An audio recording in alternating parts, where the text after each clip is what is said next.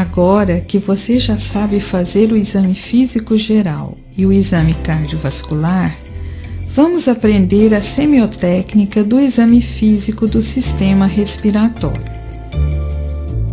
Você já aprendeu o ambiente com temperatura agradável, boa iluminação e privacidade durante o exame são fatores importantes. Durante o exame do sistema respiratório, o paciente deve permanecer sentado. Desta forma, para o exame do tórax anterior, o paciente senta-se na maca com as pernas pendentes, com o examinador à frente, à sua direita.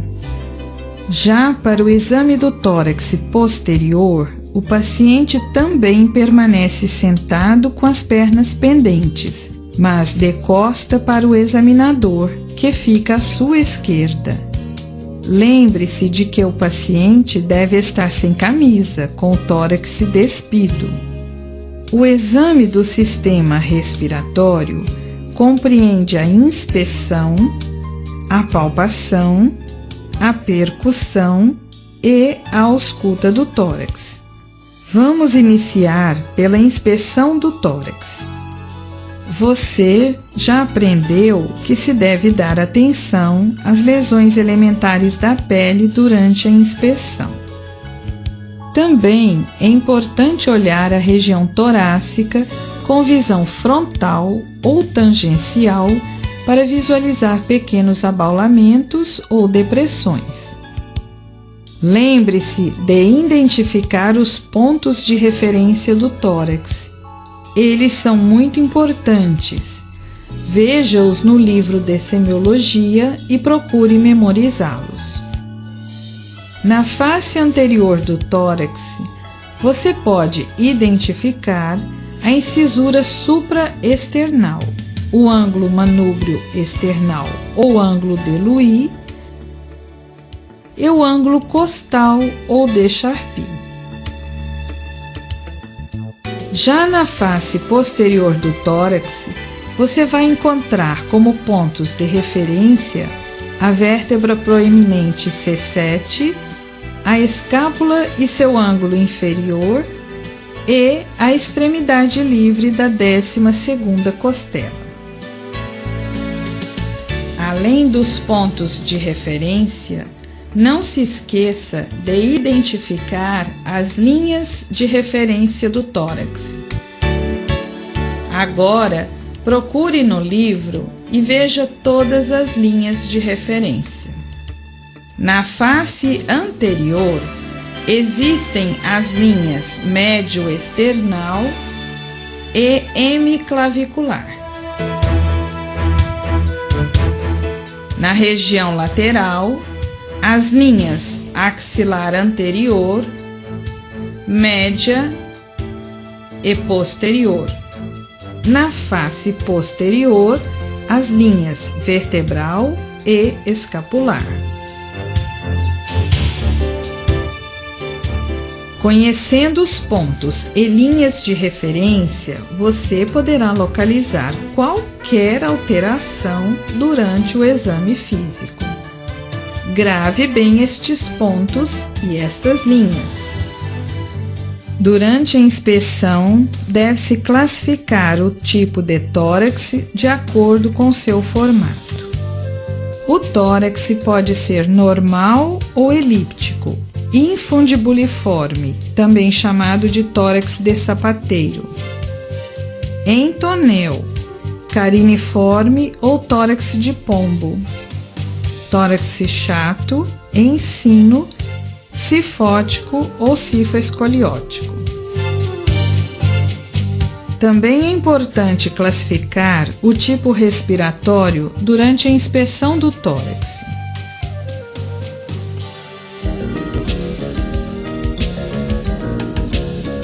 Diz-se que a respiração é torácica ou costal quando é caracterizada pela movimentação predominante da caixa torácica.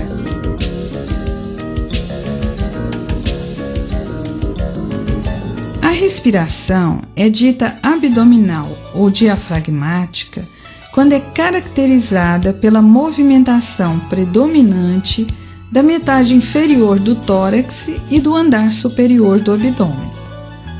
Lembre-se de que durante a inspeção, o examinador deve classificar o ritmo respiratório. O ritmo respiratório, considerado normal ou padrão uniforme, é caracterizado por 10 a 20 incursões por minuto de forma regular no indivíduo adulto. Já a taquipneia é uma respiração superficial e rápida. Na taquipneia, a frequência é superior a 24 incursões por minuto, mantendo-se o ritmo regular. A bradipneia, ao contrário, é caracterizada por uma respiração lenta e regular, com uma frequência menor que 10 incursões por minuto. A apneia é uma parada respiratória.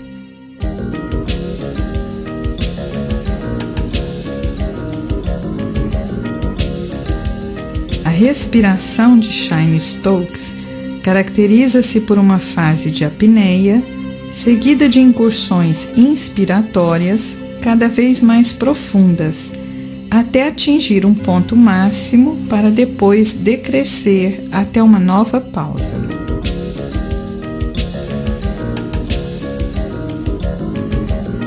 A respiração de Biot apresenta-se em duas fases. Inicia-se com a apneia, seguida de movimentos inspiratórios e expiratórios anárquicos, quanto ao ritmo e amplitude.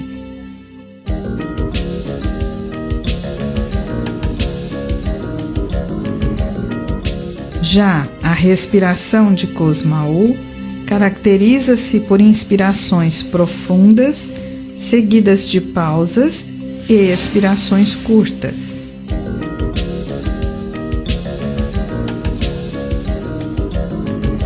A respiração suspirosa é composta de movimentos inspiratórios de amplitude crescente, seguidos de expiração breve e rápida. Para se determinar a frequência respiratória, o examinador deve contar cada incursão respiratória por 60 segundos.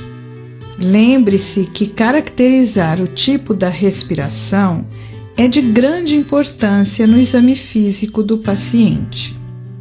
Outro dado importante é a presença de tiragem e o uso da musculatura acessória. Durante a inspiração, em situações normais, os espaços intercostais deprimem-se ligeiramente. Uma depressão importante dos músculos intercostais ou da musculatura acessória durante a respiração chama-se tiragem. A tiragem é mais visível na parte lateral do tórax e resulta do aumento da pressão negativa durante a inspiração. Agora, preste bem atenção. A tiragem pode ser supraclavicular, infraclavicular, intercostal ou epigástrica. Observe também se o paciente está usando a musculatura acessória, como, por exemplo, os músculos escaleno, trapézio e esternocleidomastoideo. Agora você vai aprender a palpação do tórax. Através da palpação do tórax, determina-se a expansibilidade pulmonar e o frêmito tóraco-vocal. Lembre-se de que o paciente deve permanecer sentado na maca com as pernas pendentes. O examinador deve ficar de pé, à direita do paciente quando este estiver de frente, e à esquerda do paciente quando este estiver de costas. Para se determinar a expansibilidade dos ápices pulmonares na face posterior, o examinador deve colocar as mãos espalmadas nas bordas internas da base do pescoço, os polegares na coluna vertebral e os demais dedos nas fossas supraclaviculares. Preste atenção na posição das mãos do examinador. Durante a manobra, pede-se para o paciente inspirar e expirar profunda e pausadamente com a boca entreaberta. Para se determinar a expansibilidade dos ápices pulmonares na face anterior, o médico deve colocar as mãos espalmadas nas bordas internas da base do pescoço, polegares no ângulo manúbrio-external e os demais dedos no dorso. Não se esqueça de solicitar ao paciente para inspirar e expirar profunda e pausadamente com a boca entreaberta. Para se determinar a expansibilidade das bases pulmonares na face posterior, o médico deve colocar as mãos espalmadas no tórax do paciente, ficando os polegares nas linhas paravertebrais e os demais dedos recobrindo os últimos arcos costais. Para se determinar a expansibilidade das bases pulmonares na face anterior, o examinador coloca novamente as mãos espalmadas no tórax do paciente, desta vez com os polegares no ângulo costal e os demais dedos recobrindo os últimos arcos costais. O frêmito tóraco-vocal corresponde às vibrações das cordas vocais transmitidas à parede torácica e pode ser palpado pelo examinador. Para se produzir as vibrações das cordas vocais, o examinador deve solicitar ao paciente que diga 33. 33. 33. Para se palpar o frêmito tóraco-vocal na face anterior, o médico deve colocar a mão direita espalmada sobre a superfície do tórax, comparando a intensidade das vibrações em regiões homólogas, direita e esquerda, de cima para baixo. Para se determinar o frêmito tóraco-vocal na face posterior, o examinador coloca a mão direita espalmada sobre a superfície do tórax, comparando a intensidade das vibrações em regiões homólogas, direita e esquerda, de cima para baixo. Lembre-se, durante as manobras, deve-se pedir ao paciente que diga 33. 33. 33. Preste atenção. A melhor percepção do frêmito tóraco-vocal ocorre quando se coloca a face palmar do segundo, terceiro e quarto quirodáctilos sobre a parede torácica. Após a realização da inspeção e da palpação, o examinador faz a percussão dígito-digital. Esta deve ser feita na face posterior do tórax. A percussão deve ser executada separadamente em cada hemitórax, de cima para baixo. Posteriormente, deve-se fazer a percussão comparativa e simétrica nos dois hemitóraxes. Durante a percussão do tórax de uma pessoa normal, será ouvido o som claro pulmonar. Agora, vamos terminar o exame com a realização da ausculta do tórax. A ausculta é o método semiológico básico do exame físico dos pulmões. Nunca é demais lembrar que o médico deve utilizar o estetoscópio em ambiente silencioso. Como já foi falado, o paciente deverá permanecer sentado. O médico à direita para examinar o tórax anterior e à esquerda para examinar o tórax posterior. Também durante a ausculta, o examinador deve solicitar ao paciente que respire profunda e pausadamente com a boca entreaberta. A ausculta das regiões do tórax deve ser feita de cima para baixo e de forma simétrica, comparando os dois hemitóraxes. O examinador deverá sempre separar a inspiração da expiração. Pede-se ao paciente para tossir durante a ausculta.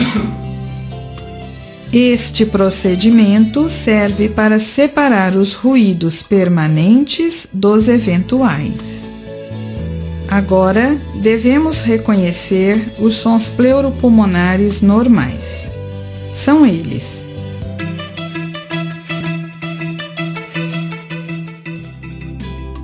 o som traqueal é audível na região de projeção da traqueia, no pescoço e na região external.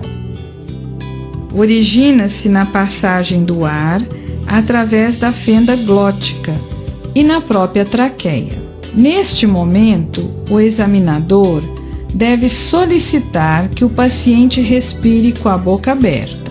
Observe que a expiração é mais longa que a inspiração.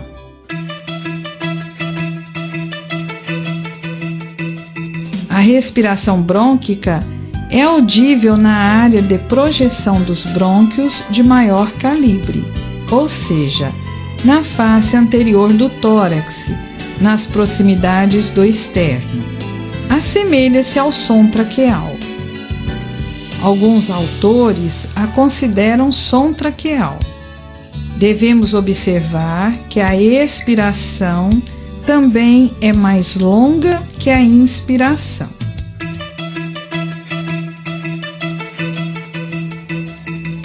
A respiração broncovesicular é auscultada na região entre as escápulas junto à coluna vertebral, principalmente à direita, ou seja, onde se localizam os brônquios-fonte. Neste caso, observamos que o tempo da expiração se iguala à inspiração.